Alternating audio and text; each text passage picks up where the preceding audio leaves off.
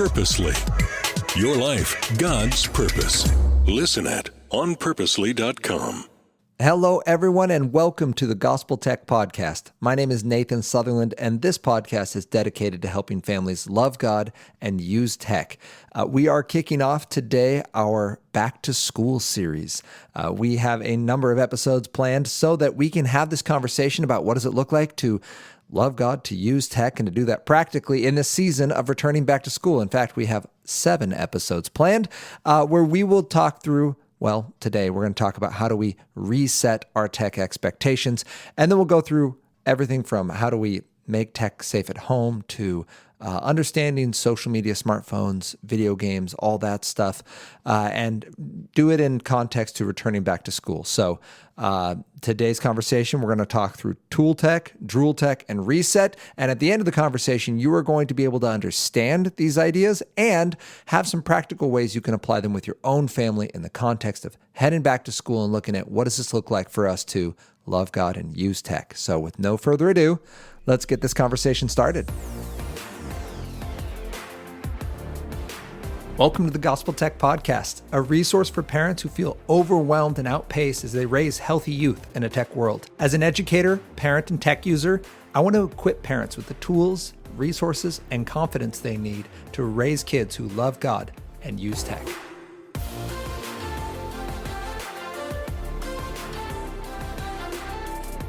So how do we reset our technology for the school year? Well, the first thing we got to figure out is, does our tech need to be reset? So let's talk first about what we mean when we say technology. Technology, there's actually 2 types. You have tool tech and you have drool tech. Tool tech is tech that helps you create. It is driven by you. You have a goal. You're going to make something that's coming out of your brain, that big, beautiful brain God's given you. It's using your gifts, your talents, your abilities, and it is going to be made using this technological medium. So maybe you're typing into word processor. Maybe you're creating a video or even a video game. Maybe you're making music or you're sewing something or whatever it is. You're engaging technology and it is doing what you tell it to do. It can't move faster than the pace of your brain, because you're the one running it. And if you leave, it quits doing the thing it's doing, right? So my word processor quits typing when I walk away. This podcast quits recording when I walk away. It is tool tech. It's simply leveraging my ability, and it helps me do it better. That's really powerful, really cool, and it's important for us to remember that there is that kind of technology, because there's also another kind of technology we call drool tech. Drool tech helps us consume. This doesn't mean it's bad. It does mean it's designed differently and we interact with it differently. When we consume technology, it means that I'm passive in the process. And it also means that it's really easy to get overstimulated. I can consume multiple types of drool tech at once. I can listen to music while I watch a show, while I am engaging in a third variety on social media, something like that. But drool tech, because I'm passive in the process, I can now be overstimulated, and it often is built differently. Whereas tool tech is built to help me accomplish my own goal, most drool tech has a goal for me. It usually involves wanting to take more of my time, more of my focus, and more of my money. So here's what I mean by that. More time. Drool tech wants to keep you in one sitting as long as possible. So we'll use YouTube, for example. When you go to YouTube, yes, it can be incredibly useful to go to YouTube and learn how to, for example, I fixed my air conditioning unit by learning how to replace a part, right? Very useful. But YouTube isn't happy just helping me fix my AC unit. It wants to keep me on AC unit videos as long as possible, right? So it wants to keep my time because I'm worth money when I'm on there longer. But let's say I leave. Well, then it wants me to come back more often than I want. And that's where the focus comes in. So if my time is my single sitting, but if it can only keep me for 2 minutes, it wants me to come back for 2 minutes twice rather than just once. Or maybe 2 minutes 3 times, right? So it wants me to come back frequently. And then the final one is it wants my money.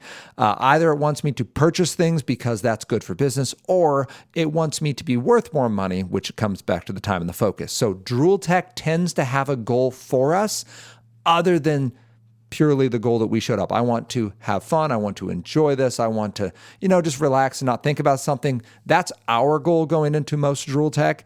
Drool tech usually has a secondary goal for us, and it spends most of its time trying to convince us that those are better goals than whatever we wanted to do. This is when Netflix just scrolls the next video for you, right? And it just starts without you actually clicking on it because you were going to stop and go to bed, and Netflix decided, you know what you probably want to do? Watch the next episode.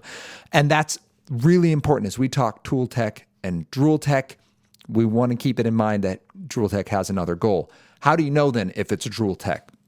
Here's some key factors. If your technology has one or more of these, it's at least partly drool tech.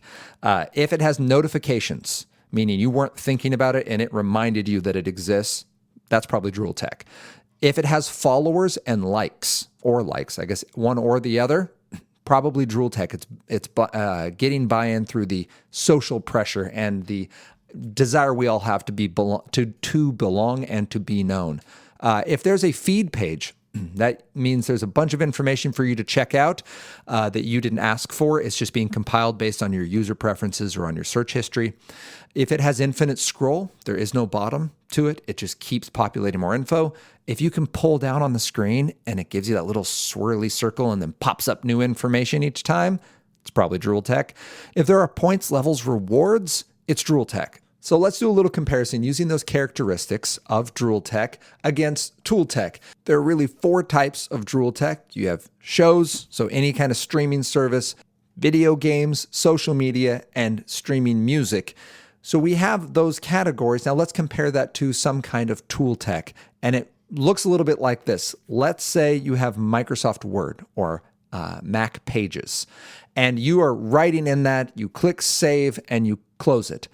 At no point does that technology reach out to you and say, hey, did you remember that you were writing that really good story? Have you thought about writing it again? Right? It never does that. Neither Word nor Pages ever tells you, hey, did you know that Johnny down the street already started his story and it's actually a lot better than yours? Like, that's not what the technology does, because that's not what it's designed to do. It's meant to be a tool to help you write. You can access information over the internet. You can send it to editors quickly, swiftly. It retains information accurately. It can be duplicated effortlessly, so it can be kept on the cloud and also on a backup drive. It can be sent through email, right? It's simply a very effective way to write and to do the writing process. Compare that with something as simple as your news app. You open a news app because you want information on the world, and instead what it gives you is a designed homepage. So this isn't the front page of whatever newspaper, the New York Times, the Wall Street Journal, that is the same for everyone. This is actually couture for you, because they want you to have information that you're either going to be really happy with or really upset with, because that increases shares, that increases engagement, that increases the amount of time you're going to stay there, because you're going to read and reread stuff you love and stuff you hate. And now you have this information that is shaping the way you see the world and informing how you even think about certain processes on the planet. But it's only one little take, and it's being put together for you by a program that's designed as engagement. Its design isn't informing you alone. It has to get you to come back and to stay. The only way that something like a news app wouldn't be drool tech is if you were using multiple apps on the same subject to get a bigger perspective, and then using that perspective to inform your action. If all we use our news apps for is so that we can tell people at the dinner table or around the water cooler, hey, did you guys hear? And we're basically using it just for kind of a global gossip line, then it's really just infotainment. It's information that has crossed from changing our behavior and stepped into amusing us and allowing us to be more interesting at social gatherings. So that is the concern of drool tech, is it's very subtle in the way it does that. It absolutely can still be beneficial and used well. Another example I use from my own personal life, I watched the documentary Super Size Me. It's about McDonald's and how terrible fast food is. And it's very compelling when you watch it. And I watched it. And then I left and I was like, that is horrifying. McDonald's is terrible. And now I only eat at Burger King. And I wish I was kidding. But really, I don't eat at McDonald's. It makes me think of the documentary. It has no correlation with any other fast food joint in my brain. It just doesn't apply to my behavioral eating habits that well. That might just be me, but the point I hope still stands, that we can very easily just be entertained by information if we're not careful, when we're not using it as it should be used. So we have two kinds of tech, tool tech and drool tech, and they are designed differently and we engage them differently. The concern with drool tech is it has a second goal. It wants to keep you longer than you want to stay, get you to pay more than you want to pay.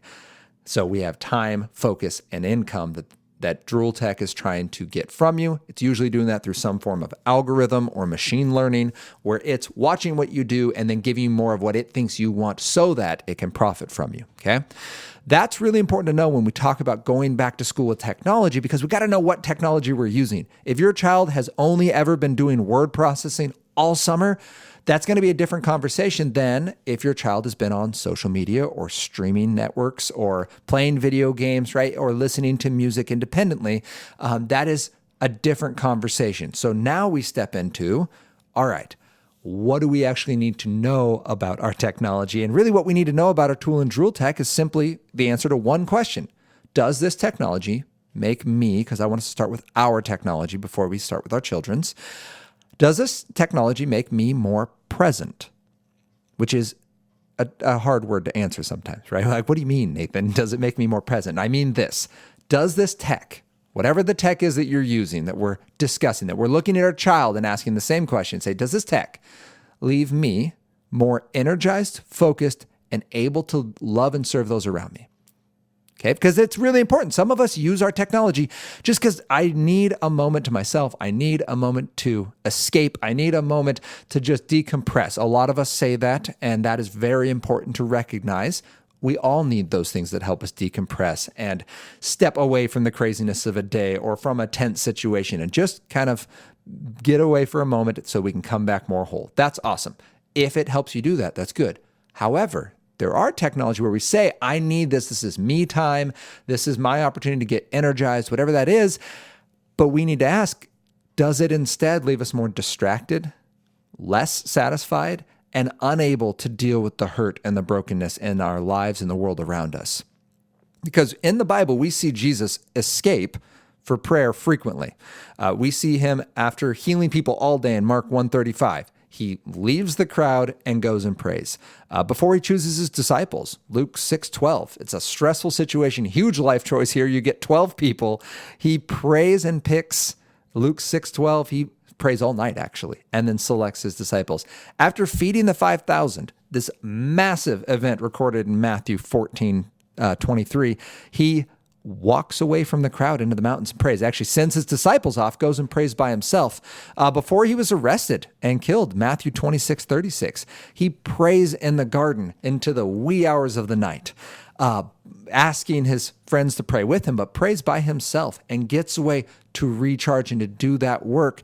And that's important for us to think about when we talk about this technology, because we want to know, all right, am I actually getting recharged here? Is my child getting recharged? Because if this technology is helping your child be more of who they are, that's amazing, right? And we can all think of that thing that helps your child do that. When they play that sport, right? When my son Henry goes and plays soccer, he is alive, right? He is present, he is social, he is engaged, he is loving it. That's amazing. Right?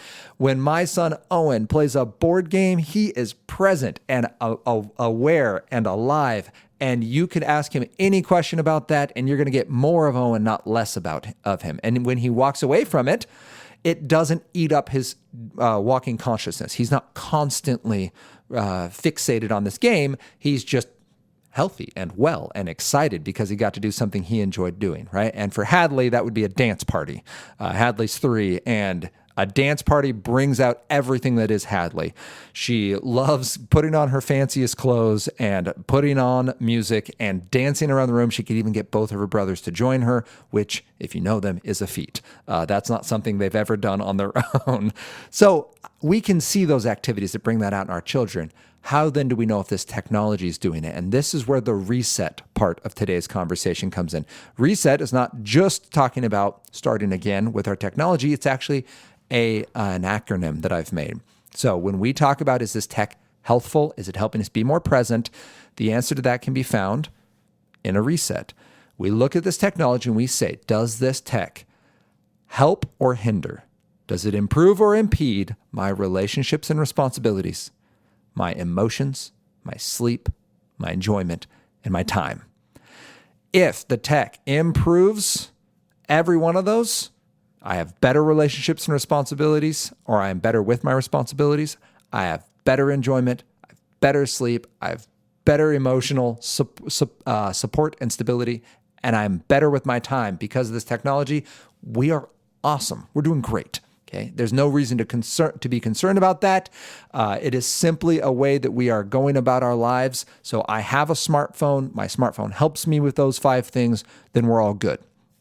If, however, I get a 1 out of 5, that is, it impedes one of these 5. Now we have a concern, and the question turns to, all right, what is wrong with this? Is it something that we need more space from? Is it something that we need an intentional, conversational, relational boundary?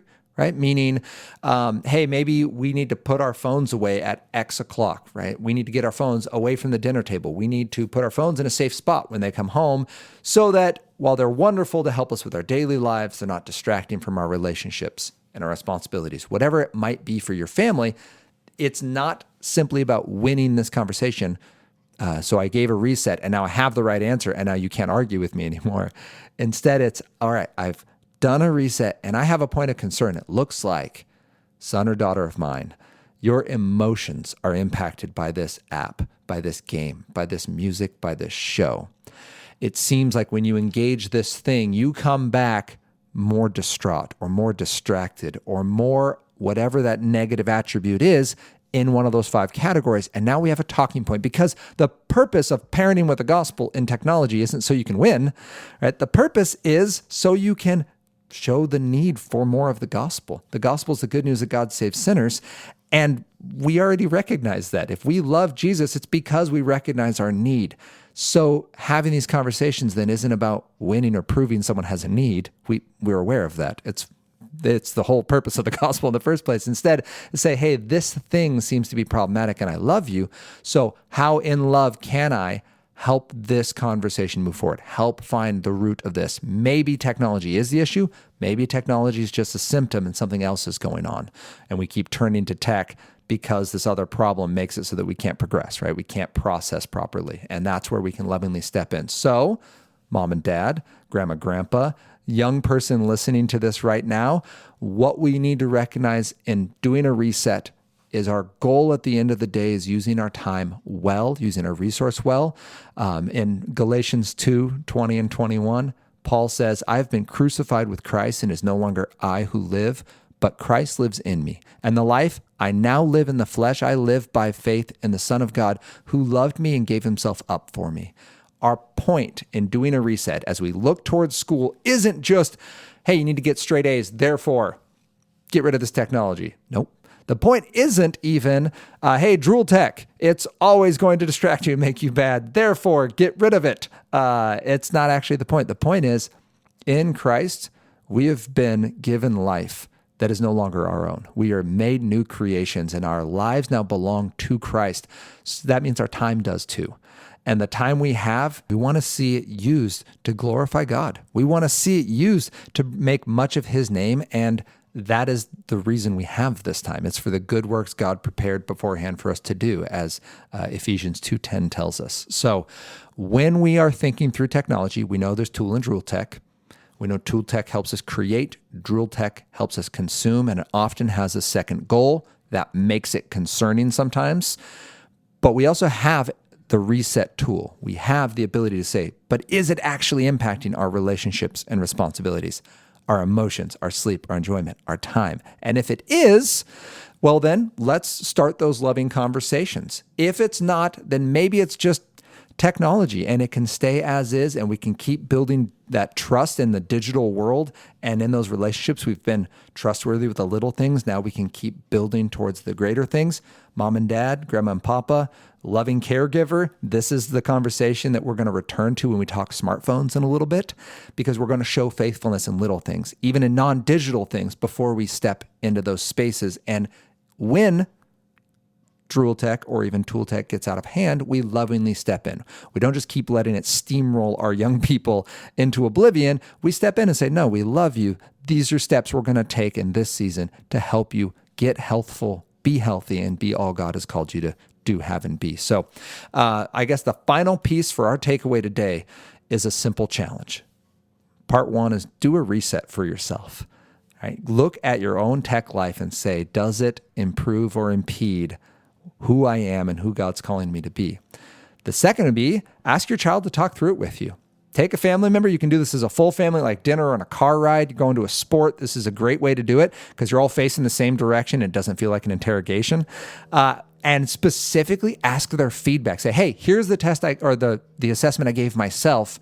Here's what I'm kind of looking for. Walk through what tool and drool tech is. Use a sentence each. One helps me create. The other one helps me consume. Here's what I saw from my reset. What do you think? Your kids are perceptive. As young as 6 or 7, they're going to have some feedback, okay? They're going to have some thoughts on what they see you do with your technology, and you want to know because you love your child. This isn't about us saving face. This is about us being humble and loving our kiddos and modeling that. And the third thing for our kind of tech win for the week is choose one way you can help your family have healthy tech as a priority, right? Maybe that means adding a technology you're going to use together. Maybe it means removing a tech that you've all recognized distract you in some way and removing that for a season. Take a week off, right? Whatever that spacing might be, but find one way as a family to make healthy tech a priority. Not because you're trying to improve yourselves, but because you're recognizing you have a purpose in Christ and you want to make sure all of your efforts are going towards achieving that purpose, because that's where the most joy is going to be found, is when you are closest and most satisfied in Christ. So I hope this conversation was encouraging to you. I hope that as you hear these ideas of tool and drool tech, as you hear the concept of a reset, you can look towards this coming school year and have a firm spot to start the tech conversation.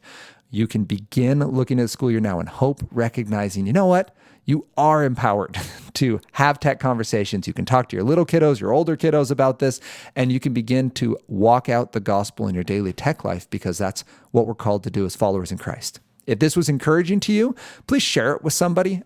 We grow because people share this with their friends, their coworkers, their neighbors, and I thank you for doing that. If you want to support our ministry of Gospel Tech, you can go to gospeltech.net/donate. This is actually our fundraiser week, and we have raised 90% of our annual budget already, which is amazing. It's such an encouragement. It lets Anna and I do this work without having to fundraise all year. We simply can go about doing creating content and doing the work of sharing this good news and technology with families who really, really want to do a great job raising healthy youth in a tech world. And you can join us next week as we continue this conversation about how we can love God and use tech.